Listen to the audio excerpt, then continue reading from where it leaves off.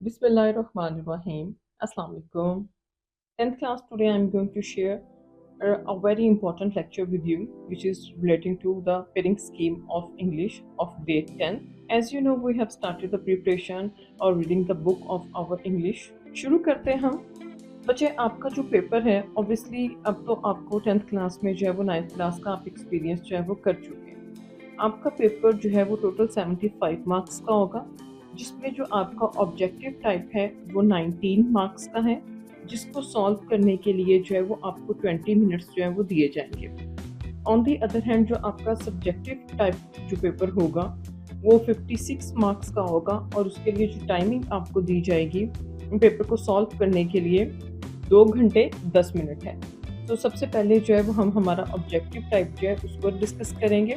उसके बाद जो है वो सब्जेक्टिव और साथ साथ पेयरिंग जो है वो मैं आपको बताते जाऊँगी कि किस तरह से हम इसको तैयार करेंगे। 10th क्लास बच्चे, बिल्कुल 9th क्लास के पेपर की तरह आपका जो ऑब्जेक्टिव टाइप है 10th क्लास में वो भी 19 मार्क्स का है, और उसके भी जो है वो 4 पोर्शन बने होंगे। जो उसमें एमसीक्यूज का फर्स्ट पोर्शन जो होगा वो 5 मार्क्स का होगा, और उसमें जो हमें स्टेटमेंट आपके सामने जो आएगी वो होगा choose the correct form of the words, ठीक है, and fill up the bubble sheet. अब मैं इसको थोड़ा सा जो है वो एक्सप्लेन कर देती हूँ। अगर आप अच्छे तरीके से 9th क्लास में जो आपके 12th टेंसेस थे उसको कवर कर चुके हैं, तो बहुत ही आसानी से जो है वो ये आप सारे के सारे 5 एमसीक्यूज का पोर्शन जो है वो आसानी से सॉल्व कर सकते हैं। आपको सेंटेंस देखते ही जो है वो पता चल जाएगा, या पता चल जाना चाहिए कि मुझे यहाँ पर कौन सी फॉर्म ऑफ वर्ब का जो है वो इस्तेमाल करना है, ठीक है, ये इस चीज़ से रिलेटेड है। उसके बाद जो नेक्स्ट हमारा क्वेश्चन जो होगा एमसीक्यूज में जो पोर्शन है हमारा बी, वो है choose the words with the correct spellings and fill up the bubble sheet. ये आपका जो है 4 मार्क्स का होगा। अब इसमें जो आपको करेक्ट स्पेलिंग आएंगे तो वो किस तरह से आएंगे, आपकी बुक में जो है वो टोटल 10 यूनिट्स हैं with 2 review exercise. Unit number 1 से लेके 5 तक प्लस रिव्यू एक्सरसाइज नंबर 1। इस पोर्शन से आपको 2 जो है वो एमसीक्यूज आएंगे यानी कि करेक्ट स्पेलिंग के, और यूनिट नंबर 6 से 10 और फिर साथ में इसके रिव्यू एक्सरसाइज नंबर 2। इस पोर्शन में से भी आपको जो है वो 2 मार्क्स के जो है वो एमसीक्यूज जो जिसमें आपने करेक्ट स्पेलिंग जो है वो सिलेक्ट करना होता है वो पूछे जाएंगे।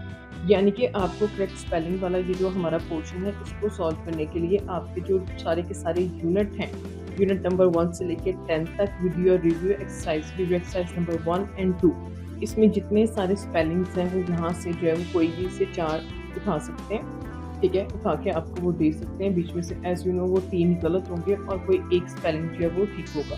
तो इसका तरीकाकार ये है कि जब भी आप पढ़ रहे होते हैं तो उसको अच्छे तरीके से चीज़ों को जो है ना वो साथ साथ जो आप जो भी चीज़ याद कर रहे हैं पढ़ रहे हैं उसके स्पेलिंग जो है वो लाजमी तौर पर देखते जाएं। 10th क्लास बच्चे, इसके बाद जो एमसीक्यूज में हमें थर्ड पोर्शन आएगा उसकी स्टेटमेंट है choose the correct meaning of the underline words and fill up the bubble sheet. अब इसमें होगा क्या कि वो आपको एक स्टेटमेंट भी दे सकते हैं, पूरा एक सेंटेंस लिखा होता है, उसमें किसी वर्ड को जो है वो उन्होंने अंडरलाइन किया होता है या बोल्ड लिखा होता है, और उसके साथ उन्होंने आपको 4 ऑप्शन जो है वो दिए होते हैं। साथ में प्रॉपरली उन्होंने स्टेटमेंट में पूछा भी होता है कि आपने इसका सिनोनिम बताना है या एंटोनिम जो है वो बताना है। सिनोनिम्स कहते हैं अल्फाज मुतरादिफ को जो उसके बराबरी के अल्फाज होते हैं, और एंटोनिम्स होते हैं अल्फाज मुतजाद जो उस वर्ड का बिल्कुल उल्ट होता है। तो लिहाजा इस चीज़ को अच्छे से देखना है, क्योंकि मैंने के स्टूडेंट्स को अक्सर जो है वो गलती करते हुए देखा है। बच्चों को आता है उसके बावजूद वो गलत आंसर जो है वो सिलेक्ट कर बैठते हैं, क्योंकि उन्होंने मतलब स्टेटमेंट बहुत जल्दी से जो है वो पढ़ी होती है। वो अपनी तरफ से सिनोनिम्स लगा देते हैं, उसका आंसर सेलेक्ट कर देते हैं, बबल को फिल कर देते हैं, जबकि ऑन दी अदर हैंड उन्होंने एंटोनिम जो है वो पूछा होता है। तो इस पार्ट में जो है वो अच्छा खासा थोड़ा सा आपने ध्यान जो है वो लगाना है। अच्छा, अब इसमें जो हमें एमसीक्यूज आपको आएंगे 5 एमसीक्यूज होंगे, ठीक है, जिसमें से यूनिट नंबर 1 से लेके 5 तक with review exercise number 1। In 5 chapter और रिव्यू एक्सरसाइज नंबर 1 में से जो है वो आपको 2 एमसीक्यूज आएंगे, और फिर यूनिट नंबर 6 से लेके unit number 10 plus review exercise number 2, इस सारे पोर्शन से जो है वो आपको 3 एमसीक्यूज जो है वो सिनोनिम्स के लिए दिए जाएंगे। इसके बाद जो एमसीक्यूज का लास्ट जो हमारा पोर्शन है वो भी हमारा 5 मार्क्स का होगा, जिसकी स्टेटमेंट है choose the correct option according to the grammar and fill up the bubble sheet. ठीक है। अब ये पोर्शन जो है, अच्छा, इस पोर्शन को तैयार करने के लिए हमने पहला पोर्शन जिसमें था हमारा फॉर्म ऑफ वर्ब हमने सेलेक्ट करनी थी। एक तो आपको टेंसेस आने चाहिए, ठीक है। दूसरा कंडीशनल सेंटेंसेस जिसमें ज़ीरो टाइप, टाइप 1, 2, 3, ये आपको कंडीशनल सेंटेंसेस पे आपकी ग्रिप होनी चाहिए, ठीक है। इसके अलावा पार्ट्स ऑफ स्पीच हैं, वो सारे आपको अच्छे तरीके से जो है वो आने चाहिए। फ्रेजेस हैं, उसके अलावा फ्रेजेस की टाइप्स हैं डिफरेंट, ये सारी चीज़ें जो हैं वो आपको पता होनी चाहिए, ठीक है। यूज़ ऑफ सिंस और फॉर है, ठीक है। प्रोनाउंस है, यानी कि जब आप पार्ट्स ऑफ स्पीच का टॉपिक कवर करते हैं तो उसमें आगे आपने उनकी सारी जो डिटेल्स हैं, जो आगे पार्ट्स ऑफ स्पीच हैं, उनकी जो फर्दर उन्होंने मज़ीद बीच में टाइप्स दी होती हैं, आपने उनको भी जो है वो पढ़ना है, उनको भी जो है वो अच्छे तरीके से जो है वो गो थ्रू करना है, ठीक है। उसके बाद जो है वो आपका ये पोर्शन जो है वो कवर हो जाएगा, क्योंकि ये ग्रामर बेस्ड जो है वो एमसीक्यूज होंगे, इसमें वो सारा इजी चीज़ों से रिलेटेड जो है वो आपसे एमसीक्यूज जो है वो बना के पूछ सकते हैं।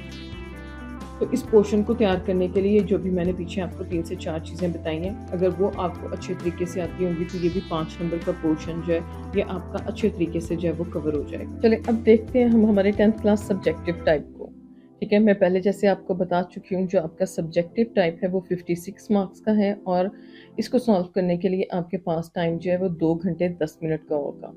तो सबसे पहला जो आपको इस पोर्शन में सवाल आएगा वो हमारा क्वेश्चन नंबर 2 है, क्योंकि क्वेश्चन नंबर 1 जो है वो हम ऑलरेडी जो है वो एमसीक्यूज वाला जो हमारा पोर्शन था उसमें सॉल्व कर चुके हैं। बेसिकली जो आपको ऑब्जेक्टिव टाइप में एमसीक्यूज से रिलेटेड क्वेश्चन आता है वो आपका क्वेश्चन नंबर 1 था। अब क्वेश्चन नंबर 2 है, साथ साथ में छोटे छोटे टिप एंड ट्रिक है वो भी आपके साथ एक बार शेयर करते जाऊंगी मजीद, ठीक है। जो क्वेश्चन नंबर 2 है वो होगा आपका write short answers to any 5 out of the 8 question, ठीक है। टोटल इस पोर्शन में आपसे जो है वो 8 सवाल पूछे जाएंगे, जिसमें से आपने 5 सवाल जो है उनका आंसर लिखना है, ठीक है। और ये क्वेश्चन जो है वो आपका टोटल 10 नंबर का जो होगा, हर सवाल जो है वो 2 नंबर का है, ठीक है। अब इसको आपने तैयार किस तरह से करना है, यूनिट नंबर 1 से लेके 5 तक और रिव्यू एक्सरसाइज नंबर 1, इस पोर्शन में से आपके 4 क्वेश्चन जो है वो आपसे पूछे जाएंगे। फिर उसके बाद यूनिट नंबर 6 से लेके unit number 10 plus review exercise number 2, इस पोर्शन में से जो है वो आपसे 4 क्वेश्चन जो है वो पूछे जाएंगे। टोटल यानी कि आपसे 4 + 4 8 क्वेश्चन पूछे जाएंगे, जिसमें से आपको आंसर जो है वो 5 क्वेश्चंस का लिखना है। अच्छा, जब आपने इसका आंसर लिखना है तो इस चीज़ को जो है वो ध्यान में रखना है कि आंसर बहुत ज़्यादा शॉर्ट जो है वो आपने नहीं लिखना। बिल्कुल किसी भी शॉर्ट क्वेश्चन का किसी भी सब्जेक्ट में ग्रेड 10th में 9th में पहुंच के उसका 1 लाइन आंसर लिखना जो है ना, this is not a good practice, ठीक है।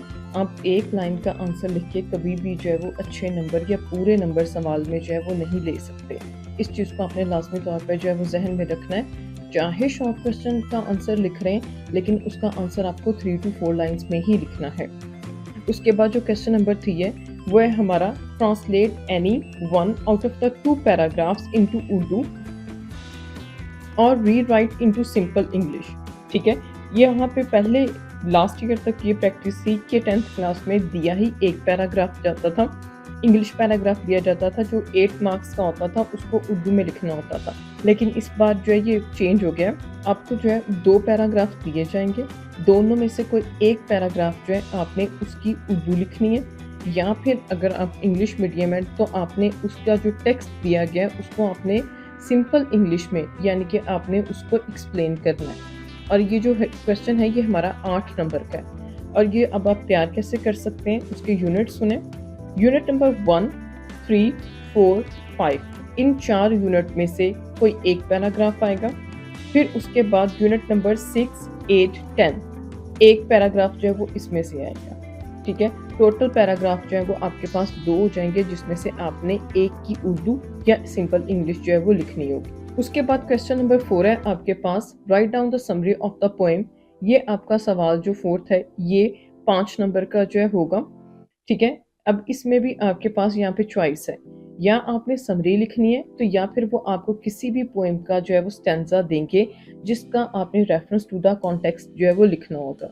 रेफरेंस टू द कॉन्टेक्स्ट से मुराद है जिस तरह आप उर्दू में किसी भी नज़म का या गज़ल की तशरीह लिखते हैं, ठीक है, हवाला बीच में वो देके ना शायर का नाम, नज़म का नाम, इसी तरह से जब हम इंग्लिश में लिखते हैं तो उसे हम कहते हैं रेफरेंस टू द कॉन्टेक्स्ट। या आपको समरी लिखनी है तो या इस पोर्शन में आपने रेफरेंस टू द कॉन्टेक्स्ट जो है वो लिखना है। स्टैंजा को जो है वो आपने एक्सप्लेन करना होता है, उसकी तशरीह जो है वो करनी होती है, लेकिन इंग्लिश लैंग्वेज। उसके बाद 10th क्लास आपके पास जो क्वेश्चन नंबर 5 है वो है right an essay of 150 to 200 words on any one out of the 3 topics. यहाँ पर आपको 3 टॉपिक्स जो हैं वो दिए जाएंगे, ठीक है, जिसमें से किसी एक पर आपने ऐसे जो है वो लिखना है और उस ऐसे के जो वर्ड्स हैं वो 150 to 200 वर्ड्स जो हैं वो होने चाहिए। 200 प्लस वर्ड भी लिख देते हैं तो डेट इज़ ऑल्सो गुड, बल्कि वो ज़्यादा एक बेहतर अच्छी प्रैक्टिस जो है वो समझी जाती है। अच्छा, इस क्वेश्चन में भी आपको जो है वो चॉइस दी जा रही है, या तो आपको टॉपिक पे जो है वो ऐसे लिखना है, ठीक है, या फिर आपको जो है on the other hand paragraph लिखना है, ठीक।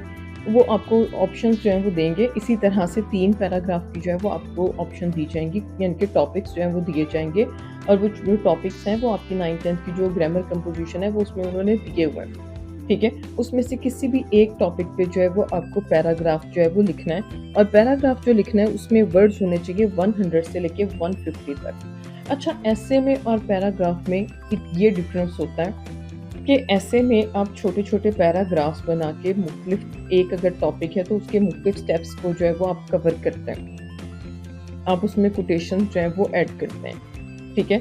और इसमें एज अ टीचर ये मेरा एक्सपीरियंस है कि अगर आप ऐसे लिखते हैं तो ज़्यादा उसमें मार्क्स हासिल करने के जो है वो चांसेस होते हैं एज़ कम्पेयर टू पैराग्राफ, ठीक है। पैराग्राफ में ये होता है कि आपने कोई भी एक टॉपिक जो है वो स्टार्ट किया है, उसके शुरू से लेके एंड तक जो है वो आपने बगैर स्पेस के या पॉज के जो है वो छोटे छोटे पैराग्राफ्स बनाए बगैर जो है वो आपने सारा उस पर लिखना होता है, उस टॉपिक पे जो उन्होंने आपको दिया होता है। उसके बाद जो है क्वेश्चन नंबर 6 है हमारा, change any 5 out of the 8 sentences into indirect forms. ये आपको टोटल जो है वो 8 दिए जाएंगे, जिसमें से आपको 5 जो फिक्रे हैं उनको वो डायरेक्ट दिए जाएंगे, उनको आपने इनडायरेक्ट में जो है वो चेंज करना होता है। और ये जो डायरेक्ट और इनडायरेक्ट के सेंटेंसेस हैं ये भी आपकी ग्रामर जो है, grammar and composition of 9th-10th, ये उसमें उन्होंने दिए हुए, ये उसमें से ही आते हैं। तो लिहाजा आप अपने डायरेक्ट इनडायरेक्ट के सारे रूल्स को अच्छे तरीके से कवर करें और प्रैक्टिस के तौर पे जितनी भी सारी एग्जाम्पल सेंटेंसेस जो उन्होंने आपकी ग्रामर में दिए हुए उसको देखें तो ये पोर्शन आपका आसानी से जो है वो सॉल्व हो सकता है। उसके बाद क्वेश्चन नंबर 7 होता है हमारा, use any 5 out of the 8 pairs of word in your own sentences from English grammar and composition 9th-10th, ठीक है। इसमें भी वो आपको 8 पेयर ऑफ वर्ड देते हैं, ठीक है, 8 पेयर ऑफ वर्ड देते हैं, जिसमें से आपने 5 जो है उनके आपने जो है वो सेंटेंसेस जो है बनाने होते हैं, यानी कि उनको आपने सेंटेंसेस में इस्तेमाल करना होता है। अच्छा, इस बच्चों को मैंने अक्सर जो है वो देखा है, वो क्या करते हैं, वो एक पेयर का एक वर्ड ले लेते हैं, दूसरा वर्ड जो है वो दूसरे पेयर से ले लेते हैं। ऐसा नहीं करना, जो भी आपने सेलेक्ट करना है आपने पूरा पेयर जो है वो सिलेक्ट करना है और उसको आपने सेंटेंसेस में जो है वो यूज़ करना है। और ये इस तरह से भी नहीं करना कि वर्ड कोई और दिया उसका सेंटेंस जो है वो जिस तरह से शफलिंग होती, मैंने बच्चों को ये प्रैक्टिस भी जो है वो करते हुए देखा है। सेंटेंसेस दोनों ठीक लिखे होते हैं, ठीक है, मतलब अब जिस तरह से हमारा वर्ड है फ्लोर, FLOOR फ्लोर, फर्श, और दूसरा FLOUR फ्लोर, आटा, ठीक है। अब दोनों के जब सेंटेंसेस लिखते हैं, ठीक है, तो उसको आपस में उन्होंने शफल किया होता है। जो हमारा फ्लोर फर्श वाला है उसकी जगह पर आटे वाले का सेंटेंस लिखा होता है, और जो आटा जिसका मतलब है फ्लोर का, वहाँ पे फर्श वाला जो उन्होंने सेंटेंस लिखा होता है। तो इस वजह से ये सेंटेंस जो है वो गलत हो जाते हैं हमारे। और लास्ट जो हमारा क्वेश्चन है, क्वेश्चन नंबर 8 जो है वो है, translate the paragraph from Urdu into English. यहाँ पर आपको एक उर्दू में पैराग्राफ जो है वो दिया जाता है, ये भी 8 नंबर का सवाल है, ठीक है। उसको आपने इंग्लिश में जो है वो लिखना होता है। ये आपकी ग्रामर कंपोजिशन में जो है वो 40 पैराग्राफ्स जो हैं वो 40 पैराग्राफ्स जो हैं वो दिए गए। उसमें से कोई आप ये नहीं कह सकते कि ये पैराग्राफ इम्पॉर्टेंट है या ये अनइम्पॉर्टेंट है या ये अहम नहीं है, ठीक है। वो कोई भी पैराग्राफ जो है बात दफ़ा तो पेपर में इतना इजी पैराग्राफ जो है वो उठा के दे दे, कुछ कहा नहीं जा सकता इस बारे में कि ये पैराग्राफ जो है इंपॉर्टेंट है, इसको स्किप करो, और स्किप करना भी नहीं चाहिए क्योंकि इसमें चॉइस आपके पास नहीं आती। एक ही उर्दू का पैराग्राफ आएगा जिसकी आपको इंग्लिश लिखनी है। 8 नंबर का क्वेश्चन है। रिस्क जो है वो किसी सूरत भी नहीं लिया जा सकता। हाँ, अलबत्ता इसके साथ और में हमारे पास ये ऑप्शन मौजूद होती है कि वो आपको कोई टॉपिक दे देते हैं जिस पे वो आपको कहते हैं कि आप इस टॉपिक पर। हाँ, अलबत्ता इस पोर्शन में आपके पास ये होता है कि आपको वो टॉपिक दे देते हैं कोई, वो भी आपकी 9th-10th की ग्रामर में से जो उन्होंने पैराग्राफ्स वाला पोर्शन है वहाँ से वो कोई टॉपिक सेलेक्ट करते हैं और उस पे आपको कह देते हैं कि आपको जो है वो सेंटेंसेस आमतौर पे जो पूछा जाता है वो कहा जाता है कि 10 सेंटेंसेस जो है वो इस टॉपिक पे लिख दें। ठीक हो गया? अच्छा, इसके साथ ही जो है वो हमारी सारी पेयरिंग स्कीम जो है वो यहाँ पर ख़त्म हो जाती है। बेसिकली इस स्टेज पे आपके साथ ये सारा पेयरिंग स्कीम शेयर करने का मकसद जो है वो ये है कि एक रोड मैप ज़रूर होना चाहिए, पता ज़रूर होना चाहिए कि हमें ये तैयारी कंप्लीट करनी है तो हमें किस किस चीज़ को कवर करना है, उसकी क्या क्या वैल्यू है, किस चीज़ से किस सवाल से हम कितने नंबर जो है वो हासिल कर सकते हैं। I am sure this video will help you while preparing for your English subject. Take care of yourself. Thank you.